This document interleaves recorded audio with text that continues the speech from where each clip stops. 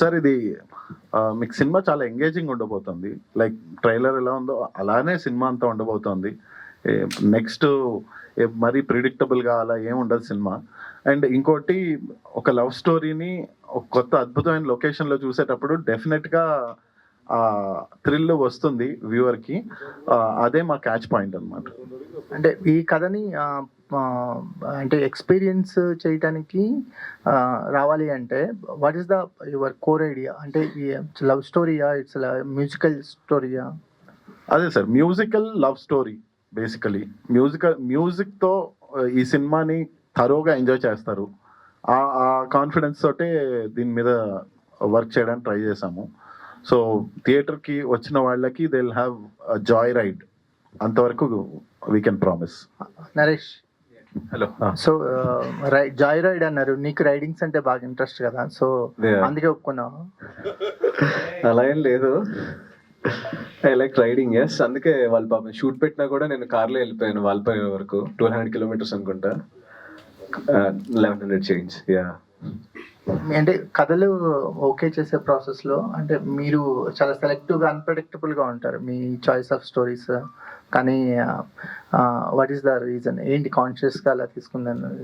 అలా ఏం లేదు, నేను బేసిక్గా స్క్రిప్ట్లో ఉన్న కాన్వర్జేషన్ సెన్సిబిలిటీస్ చూస్తాను అనమాట. The way how they right the script, dialogues ఎలా ఉన్నాయి, అసలు ఈ జనరేషన్ కనెక్ట్ అయ్యేలా ఉన్నాయా లేవా, చిన్న సెన్సిబిలిటీస్ న్యాచురల్గా ఉన్నాయా, సెన్సిబుల్గా ఉన్నాయా, నేను అవి బాగా చూస్తాను అనమాట యాక్చువల్గా.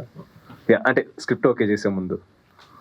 మీకు ఈ సెన్సిబిలిటీస్ విషయానికి వస్తే, ఈ కథలోని మీ క్యారెక్టరైజేషన్ అనేది ఒక బిగ్గెస్ట్ అట్రాక్షన్ పాయింట్ ఈ కథ చెప్పడానికి కానీ మేము రావడానికి కానీ థియేటర్స్.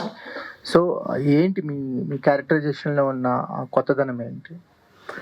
బేసిక్గా లైఫ్లో ఒక గోల్ని achieve చేయాలనుకున్నవాడు,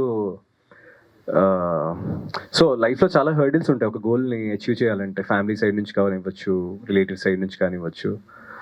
so at the end of the day వాడు ఎలా ఫైట్ చేసి వాడి గోల్ని అచీవ్ చేసుకుని అందరినీ యాక్సెప్ట్ అయ్యేలా చేశాడో, దట్స్ లైక్ ఎవ్రీ మీ లైఫ్లో, నా లైఫ్లో, అందరి లైఫ్లో ఉండేదే స్మాల్ జర్నీ. అందరు కనెక్ట్ అయ్యేలా ఉంటుంది ఆ జర్నీ, ఆ క్యారెక్టర్ది. ప్రొడ్యూసర్ గారు చెప్పండి. హలో అండి. హలో. ట్రైలర్లో విజువల్స్ కానీ లొకేషన్స్ కానీ కొంత క్యాస్టింగ్ కానీ చాలా ఇంట్రెస్టింగ్గా ఉందండి. అంటే చిన్న సినిమా అని అంటారేమో కానీ చాలా చిన్న సినిమా కంటే చాలా ఎక్కువ ఖర్చు పెట్టి తీసినట్టు అన్నారు. పర్టికులర్లీ ట్రైలర్ విషయానికి వస్తే, కంటెంట్ విషయానికి వస్తే డైలాగ్స్ చాలా చాలా బాగున్నాయండి. ఆ లాస్ట్ కీర్తిశేషులనే డైలాగ్ కానీ, పెళ్లి గురించి ఆవిడ చెప్పే డైలాగ్ కానీ, లేకపోతే అర్థం చేసుకోవడం గురించి చెప్పే డైలాగ్ బట్టి అన్నీ బాగున్నాయండి, ఇంట్రెస్టింగ్. ఈ మధ్యకాలంలో చూసిన ఆ పదం వాడను కానీ చిన్న సినిమాల్లో బాగా అపీలింగ్ గా అనిపించింది. Thank you. ఒకటి హీరోయిన్ గారు చెప్పే ఒక డైలాగ్ ఒకటి ఉంది, నేను కష్టాలు కవల పిల్లలు అన్నట్టు చిన్న సినిమాలు కష్టాలు కవల పిల్లలు అంటారు. ఈ మధ్యన 1-2 ఆఫీసుల్లో మిమ్మల్ని చూసాను కూడా, ఒకళ్ళే వస్తున్నారు, ఏదో కలుస్తున్నారు, వెళ్తున్నారు. ఏంటి అసలు దాని అది నా చాయిస్ సార్. యాక్చువల్ గా అంటే ఏంటంటే అన్ని పనులు నేర్చుకోవాలనుకున్నాను. Everything right from the starting to end ఎలా ఉంటుంది, ఎవరెవరితో మాట్లాడాల్సి వస్తుంది, ఎక్కడెక్కడికి వెళ్ళాల్సి వస్తుంది అనే అనేలాగా ఐ వాంటెడ్ టు లర్న్. అందుకోసమే ఐ రీచ్డ్ అవుట్. కరెక్టే, మిమ్మల్ని నేను కూడా కలిసాను 2 చోట్ల. సో అందుకని నేనే డైరెక్ట్గా వెళ్ళి కలవడము, నేనే డైరెక్ట్గా అందరిని ఇంట్రడ్యూస్ చేసుకోవడము, to understand how industry works అనేది పెద్దవాళ్ళ దగ్గర తెలుసుకోవడం కోసము. అంటే సీనియర్ మోస్ట్లు చాలామంది ఉన్నారు కదా, వాళ్ళ దగ్గర డిస్కస్ చేసి నాకున్న డౌట్స్ని కొంచెము వెరిఫై చేసుకోవడానికని మీట్ అవుతున్నాను. ఎస్, నా సినిమాని నిజం చెప్పాలంటే చిన్న సినిమా అని నేను అనలేకపోతున్నానండి. ఇది చిన్న సినిమా కాదు, అలానే పెద్ద సినిమా కాదు.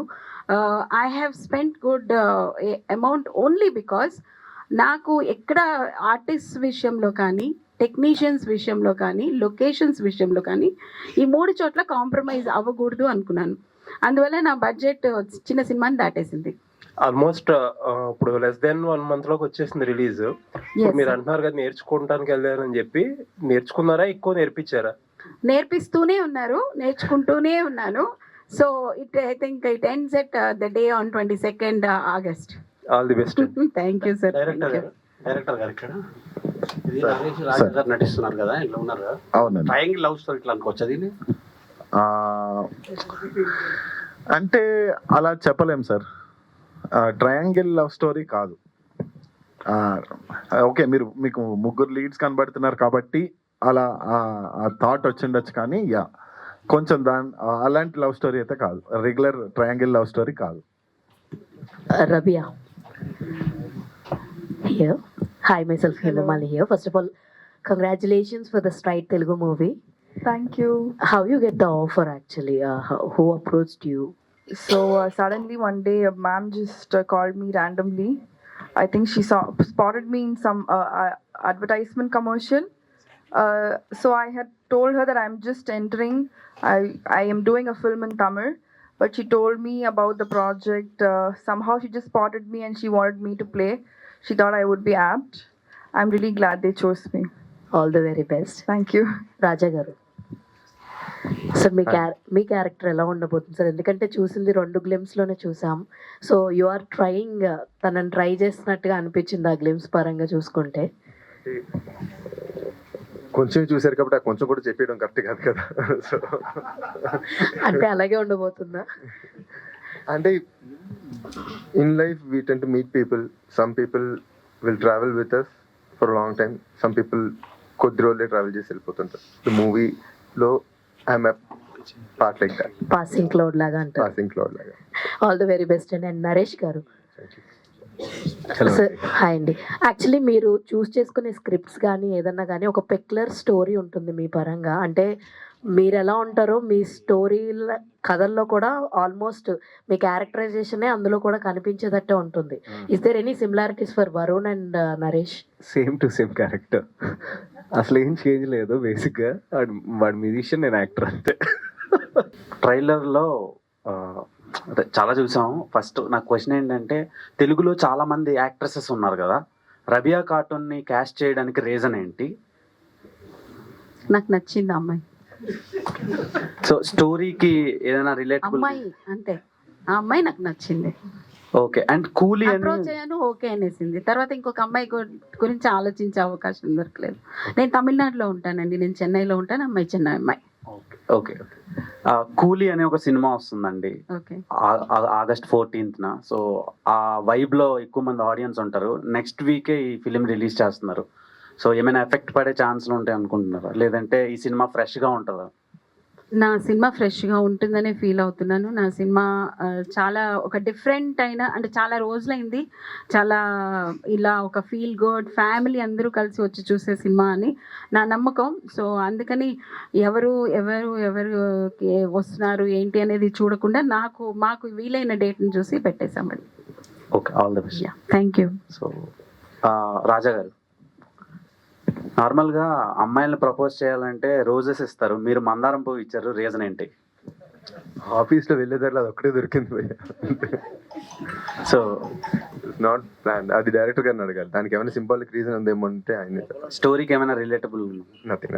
సో యాడ్స్ నుంచి ఫిలిమ్స్కి వచ్చారు, సో ఏమైనా చేంజెస్ అనిపించిందా? నెక్స్ట్ ఫర్దర్గా తెలుగు సినిమాల్లో కంటిన్యూ అవుతారా? ఇది డెబ్యూ ఫిలిం కదా. Definitely, yeah. Modeling. That's how I was found, but that's totally different. This is a totally different arena. It's more serious work. We have to get into characters and portray, be a convincing character. So it's a totally different field. But I'm really glad I'm here. I'm absolutely enjoying being here. Okay. Vipin గారు, Naresh అగస్త్యాన్ని caste చేయడానికి reasons ఏంటి? అంటే actually already చెప్పేశాడు, ఇది almost నా క్యారెక్టరే అని. అయితే మంచి బాగా యాక్ట్ చేయగలిగిన యాక్టర్ గురించి చూస్తున్నాము, who can hold this character and take it. అంటే ఆ క్యారెక్టర్ రెస్పాన్సిబిలిటీని తన షోల్డర్స్ మీద తీసుకెళ్ళగలిగినటువంటి ఒక ఆర్టిస్ట్ కోసం when we were discussing Naresh Agastya option వచ్చింది. I have seen his previous works, almost అన్నీ చూశాను. So I like his acting and the way he's timing his performance. So అప్పుడు అలా అప్రోచ్ అయ్యి నరేట్ చేసామండి. జస్టిన్ ప్రభాకర్ గారు ప్రీవియస్గా డియర్ కామ్రేడ్ అండ్ రాధేశ్యామ్ అని ఒక 2 ఫిల్మ్స్ చేశారు తెలుగులో. సో ఆయన చాలా రోజుల తర్వాత మీ సినిమాతో మ్యూజిక్ ఇస్తున్నారు. So correct. ఎలా ఉండబోతుంది మ్యూజిక్? మీరు ఆల్రెడీ 2 సాంగ్స్ విన్నారు. There are 3 more songs that are coming. The soul of this film is music అండి. అండ్ మేము ఆయన పైన పెట్టుకున్న నమ్మకం ఆయన 100% he delivered. Okay. Yeah. Naresh గారు, హలో బ్రో. హాయ్. హాయ్. రీసెంట్గా సయ్యారా అని ఒక సినిమా వచ్చింది హిందీలో. అవును. సో అది మ్యూజికల్ ఫిల్మే. మ్యూజిక్ ఫిల్మ్స్ చాలా రేర్గా వస్తాయి, కానీ ఆడియన్స్ యాక్సెప్ట్ చేస్తున్నారు. సో అది సాడ్ ఎండింగ్ ఉంటుంది, ఇది కూడా సాడ్ ఎండింగ్ ఏనా ఉండేది? సాడ్ ఎండింగ్ ఉంటుంది అంటే లైక్ ఫీల్ గుడ్ ఉంటుంది. ద ఎండింగ్ విల్ బి అంటే మనకు తెలుగు ఆడియన్స్కి అదే కావాలి. మనకి రూటెడ్లో అది ఉంది కదా, సాడ్ ఎండింగ్స్ మనకు నచ్చవు. అంటే వేరే ఫిలిమ్స్ కూడా తెలుగులో ఎంకరేజ్ చేస్తున్నారు కదా. అవును. సో ఇది అలా ఉండబోతుందా అని అడిగాను అంతే. అంటే వేరే అర్థం కాలేదు, సారీ. సాడ్ ఎండింగ్ ఫిలిమ్స్ కూడా తెలుగులో ఈ మధ్య ఈ ఫిలిం అయితే అలా లేదు. Yeah, okay, be good ending. Naresh గారు, హలో అండి. సో ట్రైలర్ చాలా సింపుల్గా ఒక చక్కగా ఒక పోయిట్ లాగా, సో ఒక మంచి ఆర్ట్ ఫిల్మ్ లాగా కనబడుతుంది. సో అదే ఆడియన్స్ కనెక్ట్ అయితే చాలా బ్యూటిఫుల్గా ఒక లవ్ స్టోరీ చూసిన ఒక ఫీలింగ్ కలగబోతుంది అనేది అర్థమవుతుంది ట్రైలర్ చూసిన తర్వాత. డైలాగ్స్ కావచ్చు, సో ముఖ్యంగా హీరోయిన్ డబ్బింగ్ విషయంలో, వాయిస్ విషయంలో సో చాలా అట్రాక్టివ్గా ఉంది. బయట నుంచి విన్నా కూడా ఆ వాయిస్ తో ఏంటి చూడాలనిపించేలా సో ఆ dubbing చెప్పేసి ఈ సినిమా మీద ఒక అట్రాక్షన్ తీసుకొచ్చారు. సో మీరు చేసిన మిగతా సినిమా కంటెంట్ తో పోలిస్తే ఇది ఒక మీకు మంచి హిట్ వస్తుందని ఎందుకో బలంగా నమ్ముతున్నాం. ఓకే. సో లవ్ స్టోరీ కావచ్చు, ఇప్పుడంతా కూడా ఈ ఆడియన్స్ కూడా చాలా యాక్షన్ అంటే భారీ బడ్జెట్ సినిమాలు చూసి ఒక మంచి ఫీల్ గుడ్ లవ్ స్టోరీ చూడాలని ఆతృతతో చాలా మంది ఎదురు చూస్తున్నారు, యూత్స్ కూడా. సో అది అందరికి కనెక్ట్ అవుతుందని నాకు అనిపిస్తుంది. సో ముఖ్యంగా ఒక లవర్ బాయ్ ఇమేజ్ కోసం నరేష్ ఎంత తప్పిస్తున్నాడు? అలా ఏం లేదండి, నేనేం తప్పించట్లేదు. బేసిక్గా ఐ చూస్ స్క్రిప్ట్స్ అండి, అంతే. అంటే నాకు అట్లా ఈ రోల్ చేయాలి, ఈ రోల్ నాకు ఏదైనా 40-50 ఒక పాప, ఒక 7 years పాప ఉన్న రోల్ వచ్చినా కానీ నేను చేస్తాను. నాకు అలా బ్యారియర్స్ ఏం లేవు, గ్లామ్ రోల్స్ చేయాలి అట్లా ఏం లేదు. కోర్ అంటే like script to the core, natural అంటే రియల్ ఫిల్మ్ మేకింగ్, నేను అది బాగా లవ్ చేస్తాను అనమాట యాక్చువల్లీ. ఒకవైపు వెబ్ సిరీస్ అంటే మీకు వచ్చిన కంటెంట్, మీకు నచ్చిన కంటెంట్ వెబ్ సిరీసా, థియేట్రికల్ ఫిల్మా, ఓటీటా అనేది పక్కన పెడితే, సో ఒక మంచి కంటెంట్ ఆడియన్స్ తీసుకురావడానికి మేము ట్రై చేస్తూ ఉంటారు. సో ఈ మీరు నమ్మిన కంటెంట్ ఎంతవరకు ఆడియన్స్కి రీచ్ అవుతుంది అనేది అది నా చేతిలో లేదండి. Audience is answer at the end of the day. అంటే మనం వర్క్ చేసేదైతే 100% అది సక్సెస్ అవ్వాలనే వర్క్ చేస్తాం మనం అన్ని నమ్మకం పెట్టి. బట్ ఎండ్ రిజల్ట్, సో మనం సాటిస్ఫై అయ్యేది వేరే ఉంటుంది, కమర్షియల్ థింగ్ వేరేలా ఉంటుంది. బేసిక్గా అయితే మనం సాటిస్ఫై అయితే చాలు, 100% చేసామని చెప్పి మనకు కాన్ఫిడెంట్ ఉంటే చాలు. బట్ రిజల్ట్ కమర్షియల్ పరంగా ప్రాఫిట్ వస్తే యాజ్ అ ప్రొడ్యూసర్స్కి హ్యాపీ, రికవరీ అయినట్టు అట్లా. సో డైరెక్టర్ గారు, సో విపెన్ అని పెట్టుకుంటే బాగుంటుందేమో, చాలా బాగా రాస్తారు డైలాగ్స్. నాన్నగారు అలా పెట్టలేదు. అంటే మీరు మార్చుకోవచ్చు అనుకోవచ్చు. అంటే ఈ సినిమా చూసిన తర్వాత ఒక లవ్ స్టోరీకి ఉండాల్సినటువంటి లక్షణాల్లో సో ముందు కాస్టింగ్ కావచ్చు, మ్యూజిక్, డైలాగ్స్ అవన్నీ కూడా సో ఇంట్రెస్ట్గా తీసుకెళ్తున్నారు. సో దీనికోసం సో ఎట్లాంటి గ్రౌండ్ వర్క్ జరిగింది? అంటే ఒక ప్రాపర్ లవ్ స్టోరీని మేక్ చేయడానికి సో మ్యూజిక్ పరంగా, డైలాగ్స్ పరంగా ఎట్లా చేశారు? అదే సార్, నేను ఇందాక చెప్పినట్టు ఈ సినిమాకి చాలా అన్ని కుదిరాయి బేసిక్లీ ఆర్టిస్టుల దగ్గర నుంచి. అంటే ఇలాంటి కథల్ని యాక్సెప్ట్ చేసే ప్రొడ్యూసర్తో మొదలు పెట్టుకుని, కథ స్టార్ట్ అయిందే ఉమా గారితో. ఆవిడే నాకు అవధానంలో సమస్యాపూరణంలో చెప్తారు కదా, కండిషన్స్ పెట్టి పద్యం రాయమంటారు కదా, అలా కండిషన్స్ పెట్టి ఈ కథ రాయమన్నారు. ఆ కండిషన్స్తో ఈ కథ నేను ఆవిడ దగ్గర తీసుకెళ్ళాను. And she liked it. And అక్కడి నుంచి ప్రాసెస్ సీమ్లెస్గా జరిగిందండి. We never looked back, we did not compromise. అంటే ప్రొడ్యూసర్ గారు కోర్ లైన్ చెప్తే మీరు కథ లైన్ కాదు, వైలెన్స్ ఉండకూడదు, ఇలాంటి కండిషన్స్ పెట్టి come up with this kind of film. అంటే ఒక ఫీల్ గుడ్ ఫిలిం కావాలి నాకు అని ఆవిడ అడిగినప్పుడు I had to come up with this line. Umadevi గారు, ఒకప్పుడు ఇలాంటి సినిమాలు కె విశ్వనాథ్ గారు తీసేవారు, మ్యూజిక్ సంబంధం ఇట్లా ఒక హార్ట్ లాగా ఉండేది. కానీ అప్పట్లోనే థియేటర్కి ప్రేక్షకులు రావాలంటే రాని పరిస్థితి ఉండేది. ఒక వారం రోజులు పోతే కానీ బాగా కొంత ఇదైతేనే అప్పుడు వచ్చేది. కానీ ఇప్పుడు ఏంటంటే ఇవాళ సినిమా వేస్తే రేపు పొద్దున థియేటర్లు ఉండలేని పరిస్థితి. సో ఇది ఎంతవరకు కమర్షియల్గా మీకు వర్కౌట్ అవుతుంది అనుకుంటున్నారు? ఏంటి అది డిఫరెన్స్ ఏంటంటే, ప్యాషన్ తోటి వచ్చినప్పుడు ముందు ప్యాషన్ని ఫుల్ఫిల్ చేసేసుకుని ఆ తర్వాత కమర్షియల్ ఆస్పెక్ట్లోకి వెళ్దామన్న ఉద్దేశంతో వెళ్ళాను sir. So this is fulfilled my passion to do something very feel good love story and good casting and good story అనుకున్నాను. అది success, I'm successful according to me. Next వచ్చేసి అప్పుడు కమర్షియల్గా ఆలోచించాల్సి వస్తుంది, ఎందుకంటే ఇప్పుడు పించ్ లేకుండా మీరు ఉంటేనేమో ఆలోచించనేమో ఇలాంటివి తీసుకెళ్తానేమో, బట్ లేకుంటే maybe I have to think about it. But I want to continue this because ఒకప్పుడు విశ్వనాథ్ గారు అలా అనుకుంటే శంకరాభరణం సినిమా చూస్తే మీరు 15 రోజులు ఎవరు థియేటర్కి రాలేదు. ఆ రోజుల్లో థియేటర్లో సినిమాలు ఉండేవి, 15 రోజులు ఏంటి ఎన్ని రోజులైనా ఉంచేవాళ్ళు. సో 15 రోజుల తర్వాత కంటిన్యూస్గా 365 days ఆడింది అది. సో అంటే చాలామంది ఉన్నారు ఇంకా ఇలాంటి సినిమాలు ఎదురు చూసే వాళ్ళు ఉన్నారు. వాళ్ళకి తెలిసి వాళ్ళు థియేటర్స్ వచ్చేదాకా నాకు థియేటర్స్లో ఈ సినిమా ఉంటే I'm sure people will love it. మీరు ఫ్యాషన్తో అంటున్నారు కదా, కానీ ఇప్పుడు మొత్తం కూడా ఎవరైనా ఆలోచించేది డిస్ట్రిబ్యూటర్ కానీ ఎగ్జిబ్యూటర్ కానీ కమర్షియల్ గా ఆలోచిస్తారు. వాళ్ళకి వర్కౌట్ అయితేనే థియేటర్లో ఉంచుతారు, అదైతే లేకపోతే కరెక్ట్ లేదు అండి. కదా. ఎక్కడికి వెళ్ళినా కమర్షియల్ ఆస్పెక్ట్ లేదు ఈ సినిమాలోనే అంటున్నారు అనుకోండి, but I'm okay with it. I'm okay with it. I have done what my heart asked for. And I'm sure my audience will definitely encourage me.